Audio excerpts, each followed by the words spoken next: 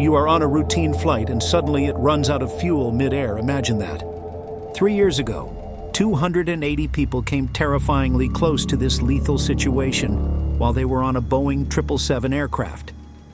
After leaving from London in a 12-hour flight to Singapore, storm after storm forced the crew to circle endlessly, with fuel running out. Each failed landing attempt tightened the margin for error until they had no choice but to declare Mayday. In this video, we'll show exactly what happened, how the crew fought against the clock, and why the system almost failed them.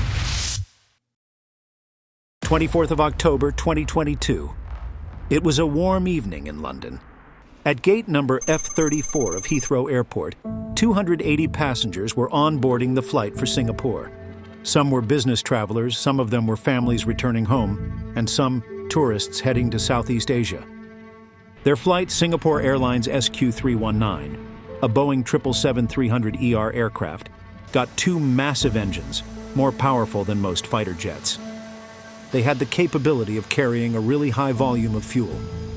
Inside the cockpit sat 3 pilots, a 55-year-old captain, the most senior with more than 14,000 hours of flying time, over 10,000 of them on the Boeing 777. Beside him was a second captain, serving as relief pilot who would take turns during the long haul.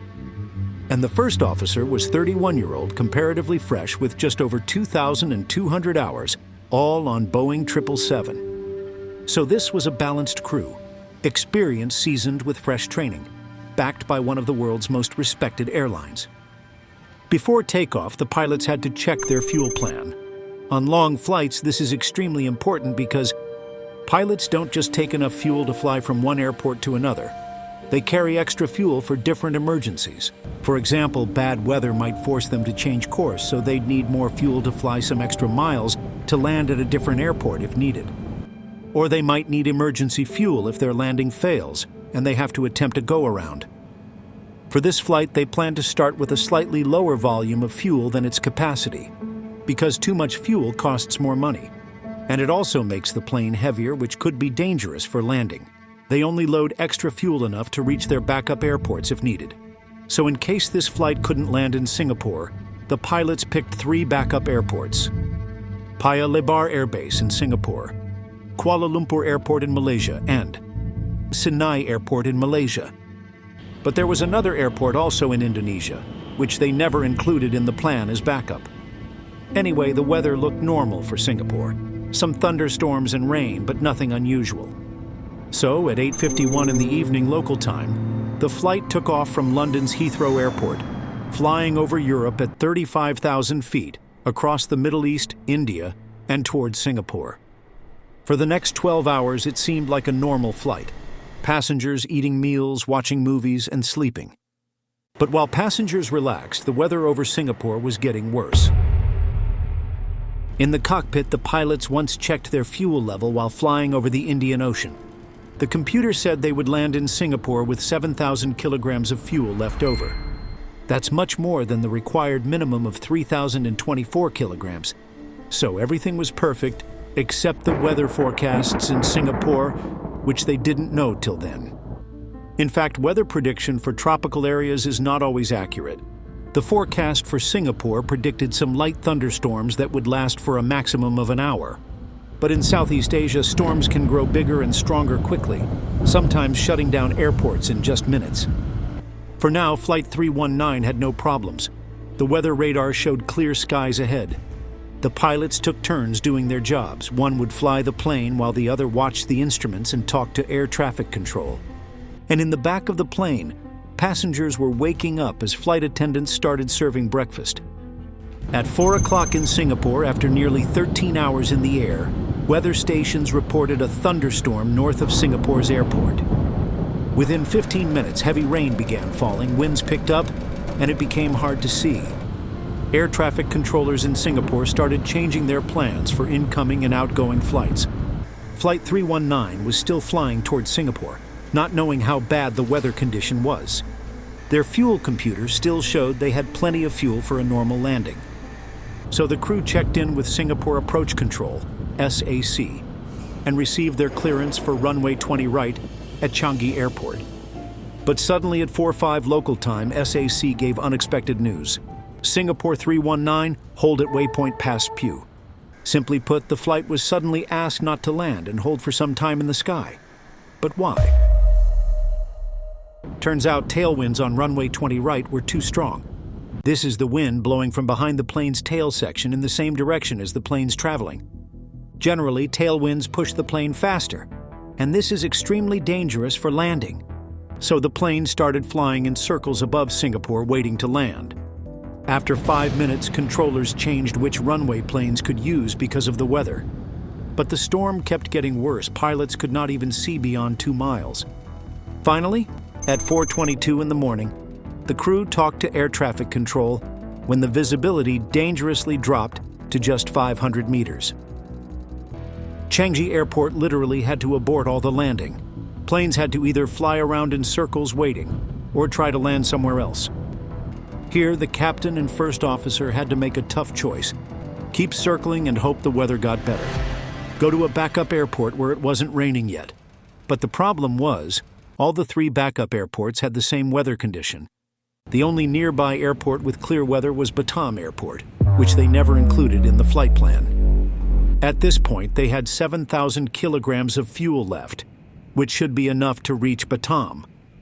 But pilots never like changing their plans because it's not as simple as it sounds here. It causes multiple problems like delayed flights, pissed off passengers, extra work, and money. So at 4:31, the crew told air traffic control, "We can only circle once more. After that, we'll be dangerously low on fuel." But by 4:33, the weather in Singapore got even worse. Visibility dropped to less than 500 meters. Impossible for any plane to land. Within a minute, Singapore's controllers started talking to Indonesia's controllers about letting the plane land at Batam. But this took time because Batam wasn't prepared for such a big plane. They had to check if their fire trucks and parking spots could handle it. And this process takes 10 to 20 minutes, which this flight didn't have, because each circle used up 5 to 6 more minutes and 500 kilograms of fuel. At 4:42, controllers finally asked the flight SQ319 to fly away from both Singapore and Batam, because Batam hadn't approved their landing. Now the plane was stuck, Singapore was closed, Batam wasn't ready, and they were burning fuel while circling between them. Finally, at 4:50, the captain made the final call. "We're going to Batam." And as they turned toward Indonesia, the captain also announced, "We're minimum fuel." This was a serious warning, but not quite an emergency. It meant they could still land safely, but any more delays would put them in real danger, which means they had to race against the time. When planning a long flight, airlines don't just put in enough fuel to reach their destination. They add several safety layers. First comes trip fuel, what you need for a normal flight. Then some extra fuel, 5% more for unexpected problems like bad weather or detours. Then alternate fuel, which is for flying to a backup airport if needed. Then comes the final reserve, the absolute minimum fuel you must land with. It gives the plane 30 minutes of flying time. Finally, captain's choice, which is also extra fuel if the pilot personally thinks it's needed. By law, pilots must always land with at least the final reserve fuel still in the tank. Going below this means declaring a fuel emergency. Now SQ311 needed 3,024 kilograms as their final reserve, as we previously mentioned too. But fuel calculations change constantly. Every extra mile flown burns more fuel. At high altitude, the Boeing 777 used about 6,000 kilograms per hour. When circling and waiting, it burned 70 to 80 kilograms per minute. When air traffic control told the flight to circle and wait, their safety margin started shrinking fast. As we just stated a while ago, just 5 minutes of circling used 500 kilograms of fuel. So 2 circles mean nearly a ton of fuel gone. And that led to a deadly disaster even the captain didn't imagine.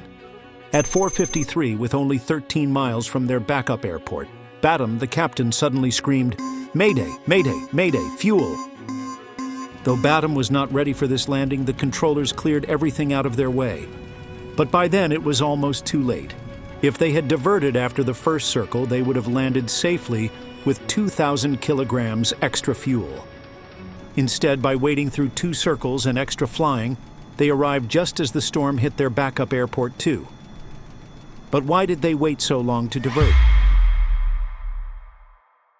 Diversion is never any easy job in aviation.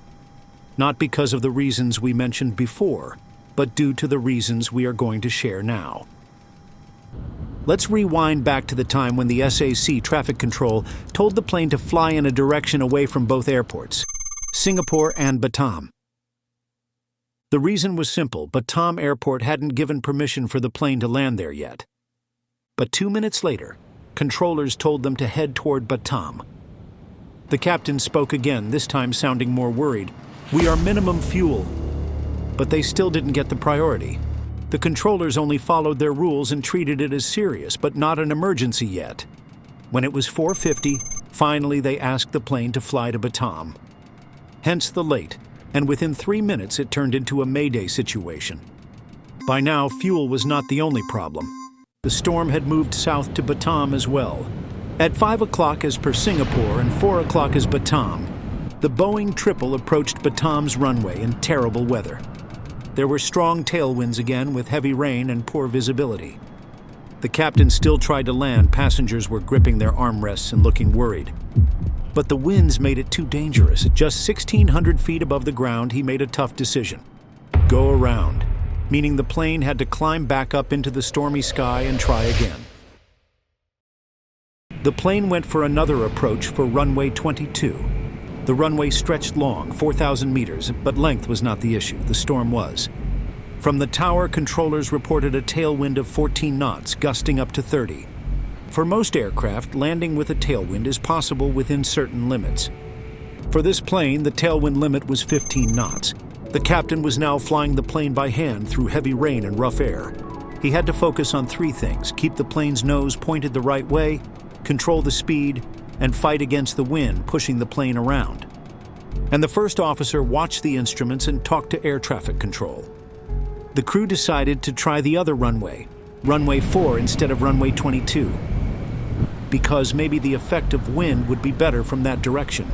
Besides, runway 4 had a special landing system called ILS that could help guide them landing through the storm. So this seemed like the better choice, but there was a hidden problem again. The captain was still flying the plane manually and turned off the automatic pilot to guide the plane toward landing. When the plane was about 1,200 feet above the ground, he tried to line up with the runway signals. He turned the autopilot back on at 668 feet, because the runway's instrument guidance was misaligned by 1 degree, which can cause the plane to land slightly off the correct path, risking safety. So the captain hoped the computer could land the plane safely. But instead, something went wrong that made the situation even worse. A warning flashed on his screen: no AUTOLAND. This meant the computer couldn't land the plane safely by itself. But this condition made the captain shocked and extremely worried, because it was not supposed to happen at all. Panicked, he turned off the autopilot and tried to fly the plane himself again. But by those split seconds, the plane had drifted away from the correct path to the runway, and the instruments showed they were way off course. And when they were only 132 feet above the runway, with rain making it hard to see, the captain again made the only safe choice: go around. But in all the confusion, they had forgotten something important. They never got permission from the airport tower to land. This mistake happened because the no AUTOLAND warning had taken up all their concentration. In the cockpit, things were even worse. They were almost out of fuel. The 2 failed landing attempts had used up most of what they had left. The computer showed they now had less fuel than the safety minimum. This means the next landing attempt had to work. Suddenly, at 4:09 in the Batam airport, air traffic control gave them updated weather. They could only see 500 meters on runway 4, but 6 kilometers on runway 22. Plus, the wind was blowing at only 7 knots, which is bearable for the plane. But the captain gave a scary but honest answer: we don't have enough fuel to try the other runway. The next attempt on runway 4 has to work. But then another problem hit at 4:14 in the morning. As they lined up for landing again, a loud alarm went off. Sink rate! Sink rate! This meant the plane was dropping too fast, more than 1,400 feet per minute. Finally, to save the plane from a direct crash at just 212 feet above the ground, the captain had to pull up for a third go-around. Now they were desperately low on fuel, and all they had was just some drops of fuel that could afford one more landing attempt. If that fails, the plan would simply crash down to the ground. 20 minutes earlier, they had already called Mayday Fuel on the radio. This means they were running dangerously low on fuel since then. By now, they had less fuel than the final reserve fuel, 3,024 kilograms. This is the absolute minimum amount of fuel a plane should have. No pilot wants to be in this situation. Every minute they flew, every turn they made, used up more of the little fuel they had left. There was literally no safety cushion left, no extra fuel for emergencies. This was a situation beyond imagination. The aircraft had maybe just a few minutes worth of fuel left that was safe to use. The worst part was that the captain knew this, the first officer knew this, but the passengers couldn't see the fuel gauges. They still hoped everything would work out soon. So the crew had to break the rules to survive in their last minute. At 4:15, the captain told air traffic control what he planned to do. "We'll make a teardrop turn for a visual approach to runway 22. The air traffic controllers at TPAC told them about the wind. It was coming from 330 degrees at 15 knots. The captain quickly thought through the numbers of 15 knots of tailwind pushing from behind the plane. This was exactly the maximum wind speed that the Boeing 777 was certified to handle. But Singapore Airlines' own rules said pilots couldn't land with more than 10 knots of tailwind.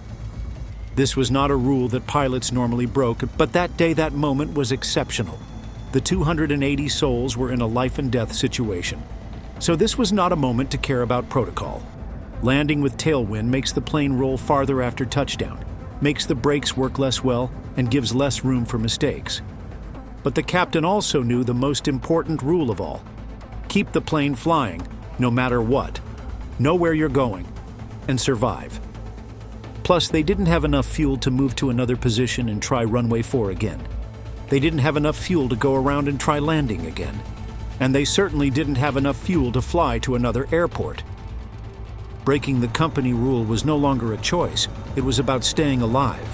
So the flight tilted to the left, making a wide teardrop turn through the storm. You can think of it as a U-turn, but it's more gradual and curved, not a sharp 180-degree turn. It's shaped more like a teardrop to safely change direction in the sky.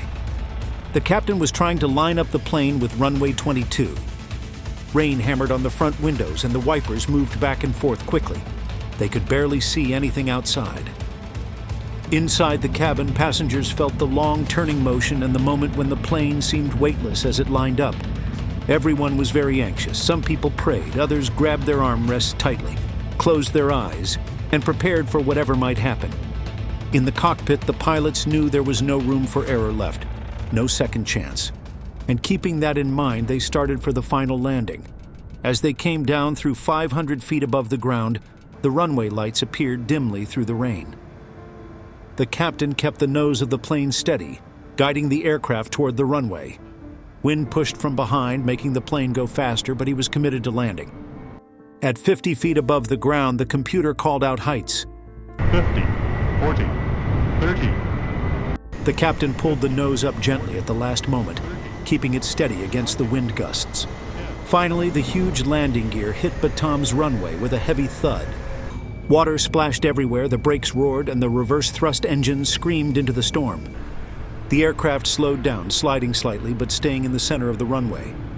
The runway rushed past in a blur of lights and rain until finally, and thankfully, the aircraft slowed down. The captain brought the Boeing 777 to a slow taxi speed, and it was unbelievable that they made it to the ground safely. It was a remarkable moment for aviation. The time, 4:19 in the morning. Fuel remaining less than the minimum reserve. Safety margin, none. Some passengers clapped, most sat in shocked silence as if they got a second chance to their lives. In the cockpit, the pilots felt relief mixed with exhaustion. They had broken rules, fought through storms, but survived. On the ground, Batam's airport workers rushed to help the nearly empty 777. Outside, the storm continued to rage. But for Singapore Airlines Flight 319, the battle was over. The case of Singapore Airlines Flight 319 is much more than just a tale about bad weather and running out of fuel. It's a story about how many different problems can pile up on top of each other until they create a life-threatening emergency. When you look at each problem one by one, none of them would have been deadly. But when they all happened together, they nearly caused a disaster that could have killed 280 people. Imagine you're driving on a long road trip. You have enough gas to get there, plus a little extra just in case. But then you hit traffic. Then you get lost and have to take detours. And then you get stuck in more traffic, and each problem uses up a bit more gas. Before you know it, you're running on empty, desperately looking for a gas station. On the road, even if the car stalls, no problem, but in the sky, it will be in free fall and direct crash to the ground. The Singapore Transport Safety Investigation Bureau, TSIB, looked into what happened with Singapore Airlines Flight SQ319 on October 25, 2022. They found several problems with how the emergency was handled, but didn't blame any one person or group entirely. Flight SQ319 was a Boeing 777-300ER flying from London to Singapore. Bad weather at Singapore's Changi airport meant the plane had to be redirected to Batam airport instead. However, this change of destination was delayed because of weather updates and other priorities. This meant the airplane had to circle in the air for a long time, using up fuel and getting dangerously low on gas. The pilots told air traffic control they had a fuel emergency, but permission to go to Batam airport didn't come quickly enough. This made managing the situation much harder as fuel levels kept dropping. One big issue was that the flight crew wanted to keep trying to land at Changi airport, even though going to Batam earlier would have been safer. The pilots expected to get special priority treatment from air traffic controllers once they declared the fuel emergency, but this didn't happen as expected. This was partly because there were communication problems between the controllers and the authorities at Batam Airport. The air traffic control procedures at the time didn't help get quick approval for the diversion. Instead, they made the plane fly in circles and directions that took it away from both possible airports, Changi and Batam. This used up even more fuel during an already stressful situation. When trying to land at Batam, the flight crew faced more problems. The main flight display showed a no AUTOLAND message when the pilots tried to use automatic landing systems for runway 4.